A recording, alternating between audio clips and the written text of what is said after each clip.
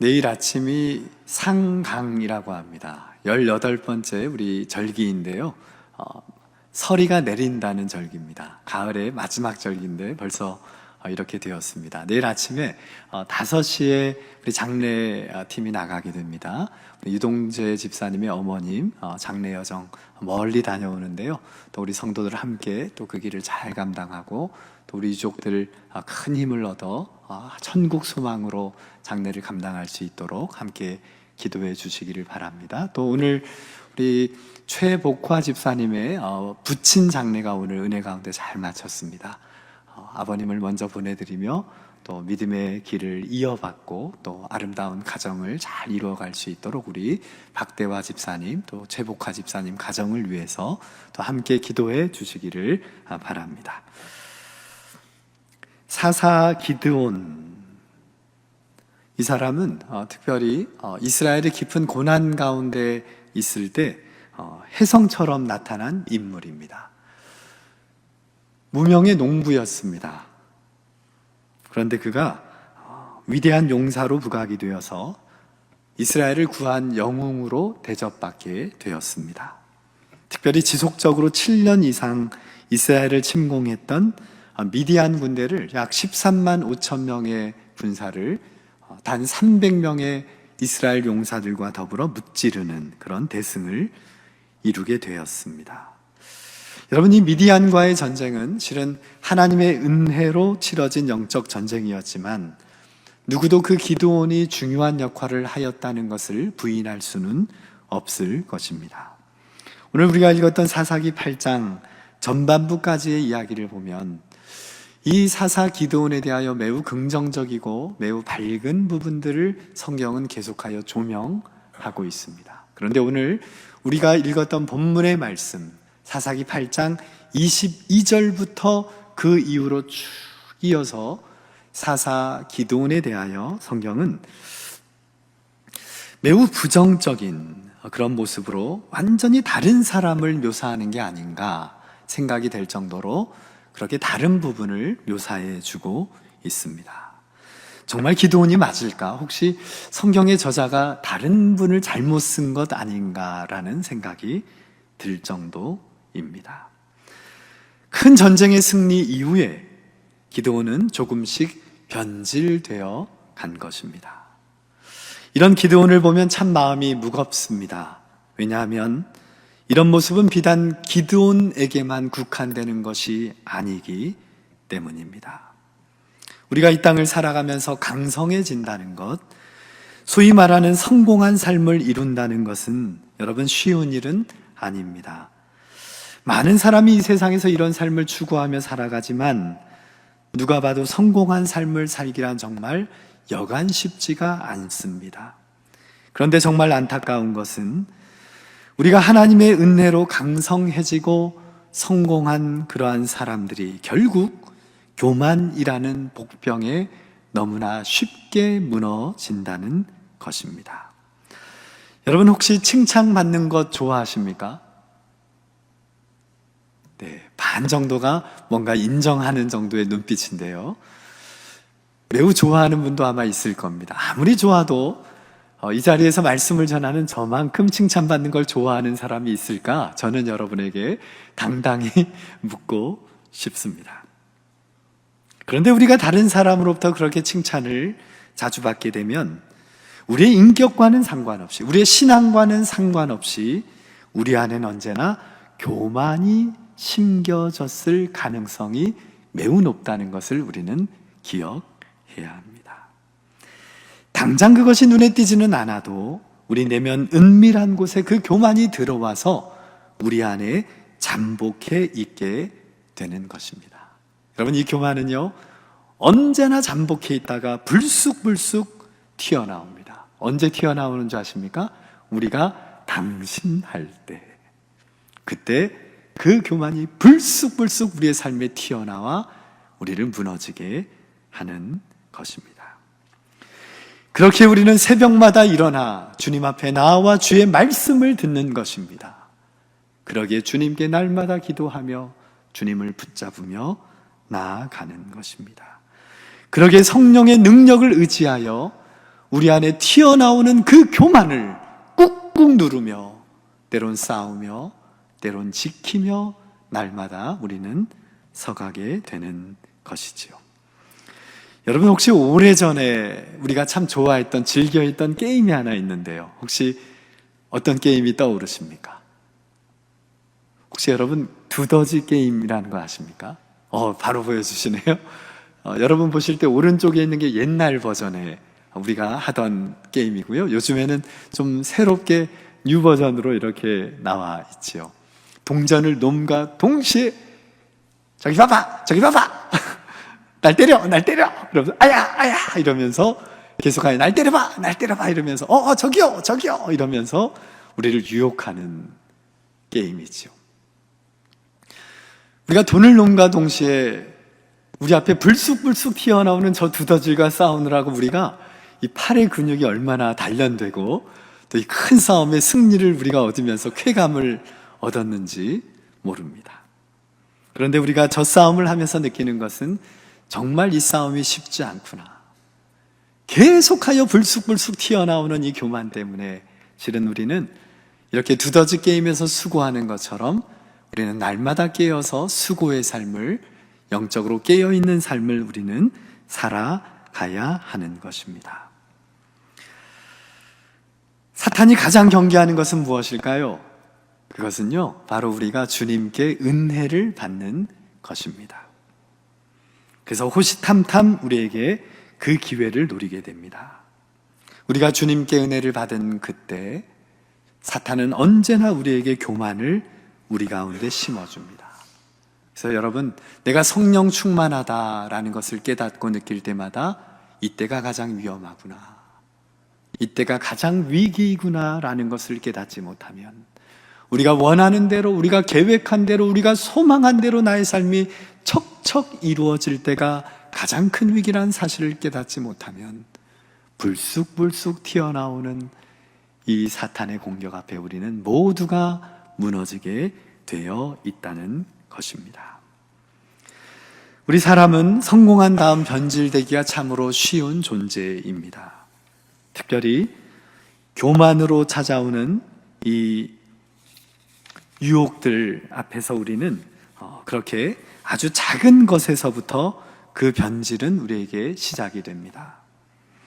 여러분, 기드온이 지금 미디안 군대를 무찌르고 돌아왔습니다. 그런데 이스라엘 백성들이 그에게 어떻게 섰는 줄 아십니까? 그들은 정말 기드온을 열광하면서 기드온이 이제 우리를 위한 왕이 되어달라고 요청하게 된 것입니다. 오늘 본문 22절의 말씀인데요, 같이 읽겠습니다.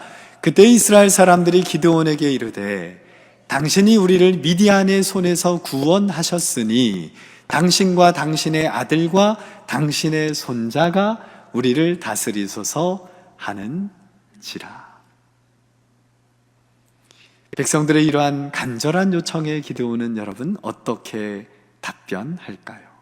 여러분, 이 질문이 여러분에게 요청이 주어진다면 여러분들은 어떻게 답변하겠습니까? 여러분과 여러분의 자녀들과 여러분의 손자, 손녀들이 우리를 다스리소서. 기드온은 백성들의 요청 앞에 단호하게 거절합니다. 23절인데요, 같이 읽겠습니다. 기드온이 그들에게 이르되 내가 너희를 다스리지 아니하겠고 나의 아들도 너희를 다스리지 아니할 것이요 여호와께서 너희를 다스리시리라 하니라. 정말 멋진 대답입니다. 한마디로 뭡니까? 나를 우상으로 섬기지 말라는 것입니다. 나는 하나님이 아니다. 하나님만을 오직 섬기라고 기드온은 그들을 향하여 담대하게 외쳤습니다. 얼마나 겸손하고 깊은 영적인 능력을 소유한 사람이었을까 생각도 됩니다. 그런데 여러분, 대체 그 독에 물이 언제부터 새게 됐는지 아십니까? 바로 이어서입니다. 그 다음 절인데요, 24절의 말씀입니다. 같이 읽겠습니다. 기드온이 또 그들에게 이르되 내가 너희에게 요청할 일이 있으니 너희는 각기 탈취한 귀고리를 내게 줄지니라 하였으니 이는 그들이 이스마엘 사람들이므로 금 귀고리가 있었음이라 하니라. 여러분, 지금 기드온은 백성들에게 나를 섬기지 마라, 나는 하나님이 아니야, 너희들 헛된 짓 하지 마라 외쳤습니다. 분명히 외쳤지요. 그런데 그 다음에 그의 답변, 요구가 무엇입니까? 바로 너희들이 탈취한 금 귀고리를 누구에게 줄지니라? 나에게 줄지니라. 전쟁에서 탈취한 금을 나에게 바치라고 명령한 것입니다. 여러분, 한번 생각해 볼까요? 백성들이 지금 왕으로 추대하려고 하지요. 거절했습니다. 그러한 위대한 지도자가, 그것을 마다한 지도자가, 겸손하게 하나님을 섬기겠다고 고백한 지도자가 백성들에게 대신 여러분이 탈취한 그 금 귀고리를 저에게 주실 수 있겠습니까? 라고 요청한다면 여러분들은 어떻게 하시겠습니까? 이게 과연 문제가 될까요? 그렇게 훌륭한 지도자에게 금을 바치는 일이 과연 문제가 있는 것입니까? 그런데 어떻게 보면 기드온은 권력 대신 무엇을 택한 것일까요? 재물을 택한 것입니다. 왕권 대신 그는 뜻밖의 금 귀걸이를 백성들에게 요구하였던 것입니다. 어떤 백성이 이것을 거절할 수 있겠습니까? 거절을 할 수가 있겠습니까? 없지요. 그 시간에요, 금 귀걸이를 백성들이 쭉 바치게 됩니다. 여러분, 금 귀걸이는 특징이 하나 있죠. 뭘까요?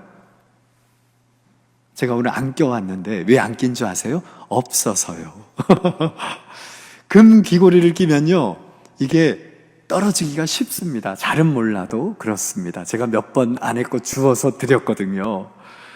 여러분, 그러니까 지금 기드온이 백성들에게 금 귀고리를 요구하니까요, 그 자리에서 금 귀고리가 우수수 떨어진 거예요. 백성들이 그 자리에서 다 순종하면서 기드온에게 금을 바치게 된 거예요. 오늘 본문을 우리가 읽지는 못했지만 26절에 보면 그 시간에 바친 백성들의 금 귀고리가 무려 금 1700세겔이다 라고 우리에게 전해줍니다. 이것을 계산해 보았더니 19.4kg이에요. 금이요. 요즘 금 1kg이 억대가 넘어간대요. 곧 2억 가까이 되지 않을까 생각이 돼요. 그러니까 대략 30억 정도의 금이 바로 그 자리에서 백성들이 현금이지요, 바로 기드온에게 바치게 되었다는 말입니다. 금만 바친 게 아닙니다. 26절에 보니까 누가 이 미디안의 왕의 옷을 벗긴 것 같아요. 여기 보니까 자색 옷도 바쳤대요. 자색 옷은 왕만 입는 옷이거든요. 그리고 또 보니까 폐물을 던졌다. 그리고 낙타목에 걸렸던 금사슬까지 그 자리에서 모두 백성들이 갖다가 바치게 되었다라고 본문은 우리에게 전하여 주는 것입니다. 여러분, 대체 그러면 기드온은 정말 이걸 가지고 뭘 하려고 하는 걸까요? 요즘처럼 금 시세가 정말 천정부지를 치솟고 있다는 것을 알아서 했을까요? 아니요. 이걸 가지고 하고 싶었던 게 있었던 거예요. 그게 뭐냐? 27절 전반부입니다. 27절 전반부 같이 읽습니다. 기드온이 그 금으로 에봇 하나를 만들어 자기의 성읍 오브라에 두었더니, 그 금을 가지고 뭐 하려고 했냐면 에봇을 만들려고 했다는 거예요. 근데 금으로 만드니까 우리가 뭐라고 부를까요? 금 에봇. 여러분, 에봇은 뭐 하는 거죠? 에봇은요, 당시 하나님께서 출애굽 백성들에게 대제사장이 성소에서 반드시 입는 옷, 그 누구도 입을 수 없는 거룩한 옷, 이 대제사장이요, 긴 옷을 입는데 그 위에 조끼 같은 것을 입었어요. 그러니까 바로 이 조끼가 에봇이었어요. 기드온은 자신의 집에, 자신이 살고 있는 성읍 오브라에 저러한 조끼를 두고 싶었던 거예요. 에봇이죠? 제사장이면 입는데 요즘엔 안 입어요. 이 제사장들은 비슷하게 또 옷을 만들었는데요, 저 옷은 오직 대제사장만 입는 옷이에요. 그런데 금 에봇으로 기드온은 그것을 만들게 되었던 것입니다. 대체 왜 만들었을까요? 곰곰이 생각해 보았어요. 성경에는 이유가 나와 있질 않아요. 이것은 여러분에게 맡기는 거예요. 우리에게 맡기는 질문이기도 합니다. 왜 에봇을 만들었을까? 당시 성소는, 이 가나안 땅에 이스라엘 백성들이 들어가고는 여호수아 18장에 보면 그들이 성소를 지었다라고 돼 있어요. 어디예요? 실로라는 지역이에요. 그때부터 쭉 이스라엘 백성들은 오랜 세월 동안 성소를 실로에 두게 됩니다. 여러분, 아마 이 기드온의 마음에는 내가 왕은 되지 못해도, 내가 하나님 자리를 넘볼 수는 없어도, 하나님과 같은 존재로 설 수는 없어도, 그래도 그 제사를, 하나님을 예배하는, 하나님을 섬기는 대제사장이 입는 옷 정도는 내가 금으로 만들 수 있는 것이 아닌가 생각하게 되었던 거예요. 또 하나는 이런 생각이 드네요. 성소가 실로에 있잖아요. 근데 나는 이미 백성들의 존경과 사랑과 인정을 받는 지도자 아닙니까? 나 정도라면 우리 집에 제사장이 입는, 대제사장이 입는 옷 정도는 놔둘 수 있는 거 아닌가? 내가 입을 수도 있지도 않을까? 그리고 내가 제사장을 불러다가 내 집에서 머물며 저 옷을 입혀주는 것 정도는 할 수 있는 것이 아닌가? 수많은 그의 욕망들이 그의 삶 가운데 불쑥불쑥, 마치 우리가 아까 보았던 두더지 게임의 두더지들처럼 그렇게 뛰쳐나왔을지도 모르겠습니다. 여러분, 우리는 하나님의 자리에 서지 않습니다. 하나님이 우리의 왕입니다. 나는 하나님이 아닙니다. 나는 왕이 될 수 없습니다 고백하면서도 실은 우리의 삶 가운데 언제나 우리는 내가 왕이 돼요. 내가 하나님이 돼요. 내가 하나님의 받을 섬김을 받는 자로, 내가 그러한 권력과 힘을 누리며 우리는 이 땅을 살아가려고 하는 존재라는 것입니다. 기도는 이것을 우리에게 분명하게 보여주고 있습니다. 그러한 욕망들이 기도원 가운데 꿈틀거리고 있었던 것이지요. 여러분, 그 결과 이스라엘이 어떻게 되었는지 성경은 우리에게 전하여 줍니다. 27절 후반부인데요, 같이 읽겠습니다. 온 이스라엘이 그것을 음란하게 위함으로 그것이 기드온과 그의 집에 뭐가 되었다? 올무가 되니라. 여러분, 온 이스라엘이요, 금 에봇 하나 때문에 뭐하게 됐다고요? 음란하게 되었다. 그 에봇을 음란하게 여겼다. 왜요? 그 에봇을 숭배했기 때문입니다. 그 순간 에봇이 우상이 된 거예요. 그 순간 그 에봇이 하나님의 자리에 서게 된 거예요. 사람들이 그를 존경하는 마음으로 에봇을 바라보았고, 그 기드온과 그의 용사들이 이루었던 승리를 그들은 이것으로 대체하여 그 에봇을 섬기게 되었다는 것입니다. 성경은 우리에게 반드시 분명하게 전합니다. 우리의 그러한 욕망이 결국 하나님이 되고 내가 하나님의 것을 빼앗는 우상이 된다는 사실을 말입니다. 여기에 보니까 음란하게 위하였다. 그러니까 에봇을 위한 거지요. 그를 숭배했던 거지요. 그런데 그 다음에 중요한 힌트가 하나 있지요. 이것 때문에 우리가 인생이 힘들어요. 그게 뭘까요? 그것이 기드온과 그의 집에 뭐가 되니라? 올무가 되니라. 우리 개인의 삶에, 우리 가정의 공동체에, 우리가 섬기는 교회와 우리의 일터와 세상 위에 이것이 올무가 되었다 라고 오늘 성경은 우리에게 전하여 주고 있습니다. 여러분, 올무가 뭡니까? 올무? 성경이 아니고 이건 사전을 찾아봐야 돼요. 아까 찾아봤어요. 그랬더니 이 올무에는 두 가지의 뜻이 있더라고요. 첫 번째 같이 읽어볼까요? 새나 짐승을 잡는 데 쓰는 올가미. 이게 첫 번째예요. 근데 두 번째가 더 중요한 의미 같아요. 같이 읽어봅니다. 사람을 얽매이기 위해 꾸민 잔꾀라고 백과사전은 우리에게 전하여주고 있습니다. 사람을 유인하는 잔꾀가 바로 올무라고 하는 거예요. 여러분, 누군가가 목적을 가지고 어떤 의도를 가지고 기드온을 함정에 빠뜨리기 위하여 덫을 놓은 것 같지 않아요? 올무가 덫이거든요. 여러분, 이것은 누가 우리에게 놓은 덫인지를 우리는 제가 말씀을 드리지 않아도 여러분은 분명히 알게 될 것입니다. 누가 놨지요? 그분이 넣은 거예요. 우리가 방심하는 사이에 작고 사소한 이 정도는 괜찮겠지. 이게 내가 하나님 노릇한 것도 아닌데. 그러한 우리를 향하여 사탄은 그 틈을 틈타서 우리에게 찾아와 우리를 방심하게 하고 결국 우리 모두를 무너지게 하는 올무를 우리에게 심어 놓았다는 사실입니다. 저는 오늘 이 말씀이 너무나 두려웠습니다. 사탄이 우리를 넘어뜨리려고 할 때 사탄은 여러분 결코 노골적으로 우리를 위하여 우리에게 다가오는 일은 거의 흔하지 않습니다. 왜요? 사탄은 그렇게 어리석은 존재가 아니기 때문입니다. 우리가 방심하는 사이 사탄은요 지극히 자연스럽게 우리에게 침투하고 다가옵니다. 엄청나고 크고 무거운 죄가 우리를 무너지게 하는 것이 결코 아니라는 얘기입니다. 아주 작고 사소한 데서 우리는 무너지는 것입니다. 그 작은 방심이 올무가 되어 결국 내 삶을 무너뜨리고 우리 가정을 흔들어 버리고 우리 공동체를 완전히 무너지게 한다는 것입니다. 우리가 무너지고 깨지는 것은 단지 큰 사건 때문이 아니라는 얘기예요.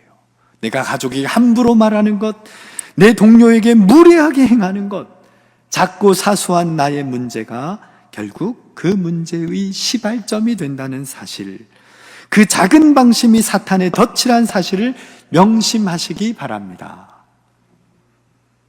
어떤 분이요, 간음하지 말라라는 계명을 목사님 저는 너무 잘 지켰어요 그러면서 큰 소리 치더라고요.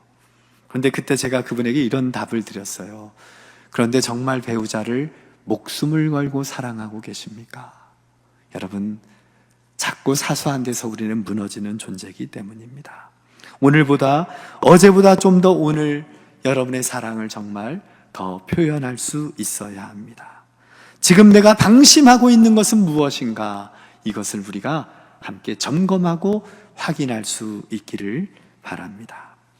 기드온은요, 이 금 에봇을 통하여 자신의 눈으로 백성들이 열광하는 것을 보고 싶었던 것 같아요. 그 욕망이 이 자리에 있는 우리 모두에게는 언제나 꿈틀거려요. 여러분, 실은요, 하나님은요 그에게 이미 금으로 치장한 에봇을 입혀주질 않으셨고요, 그것과는 비교할 수 없는 놀라운 옷을 실은 입혀주셨어요. 여러분, 하나님께서 우리 기드온에게 어떤 옷을 입혀주셨습니까? 이미 여러분에게 입혀주신 옷이에요. 사사기 6장 34절 전반부인데요, 같이 읽겠습니다. 여호와의 영이 기드온에게 임하시니 기드온이 나팔을 불매. 여호와의 영이 기드온에게 임했다는 거예요. 여러분, 이 부분을요, 이 원어로 좀 더 가까이 원어 가까운 뜻으로 해석을 해보면 여호와의 신이 기드온을 뭐 했다? 옷 입혔다는 의미예요. 하나님은 이미 성령을 통하여 그에게 옷을 입혀주셨다는 것입니다. 여러분, 어떻게 기드온이 전쟁에서 이겼는데요? 자기 힘으로요? 300명의 지혜로요? 300명의 전략으로요? 아니요. 그것이 아니라 성령의 능력으로. 그 옷을 입었기 때문에 이겼던 거예요. 그래서 그 싸움에서 승리했던 거예요. 그 큰 위기에서 하나님이 이기게 하셨던 거예요. 이미 그에게 옷을 입혀주셨잖아요. 그런데 지금 기드온은 너무나 사람들의 눈에 보이는 칭찬을 듣다 보니 사람들이 너무나 그를 높이다 보니, 사람들에게 인정받다 보니, 내가 가진 모든 것이 영향력이 되다 보니, 그러니 그가 그 하나님이 입혀주신 놀라운 옷은 보지 못하고 세상의 눈으로 금으로 치장한 에봇이 눈에 들어왔던 거예요. 그런 충동이 그에게 있게 된 것입니다. 여러분, 변질은 다른 것이 아닙니다. 이것이 바로 변질이라는 거예요. 여러분, 기드온은요, 이 일 이후에 완전히 무너지고 맙니다. 분명히 그는 고백했잖아요. 나는 왕이 될 수 없어요. 우리의 진정한 왕은 하나님뿐입니다. 고백했던 그 기드온이 결국 다른 왕들이 걸어갔던 길보다 더 악한 길로 결국 무너지게 되었다는 사실입니다. 나중에 보면요, 아내가 얼마나 많았던지 아들이 70명이었대요. 당연하죠. 에봇이 하나님이 되었는데요. 백성들의 갈채와 인정과 존경과 사랑이 그의 전부가 되었는데요. 자녀가 70명인데요. 어느 날 첩이 또 아들을 낳았어요. 그 아들 이름은 아비멜렉이에요. 아비멜렉에 보니까 이 70명의 아들놈들 때문에 내가 왕위를 못 차지할 것 같아요. 한날에 다 죽여버렸어요. 기드온의 70명의 아들들을요. 난리가 난 거지요. 이스라엘 백성들은 이후로 모두 무너지고요, 결국 바알을 자신의 신으로 삼고 가나안 땅에서 살아가게 되었던 것입니다. 그들은 하나님을 기억하지 않게 되었다라고 오늘 사사기 8장은 우리에게 전하여 주고 있습니다. 여러분, 정말 이 땅을 살아갈 때 금으로 치장한 화려한 에봇을 입고 살아가기를 원하십니까? 아니면 여전히 우리는 연약하지만 하나님께서 우리에게 입혀주신 성령의 옷을 입고 그 성령의 능력을 덧입어서 살아가기를 원하십니까?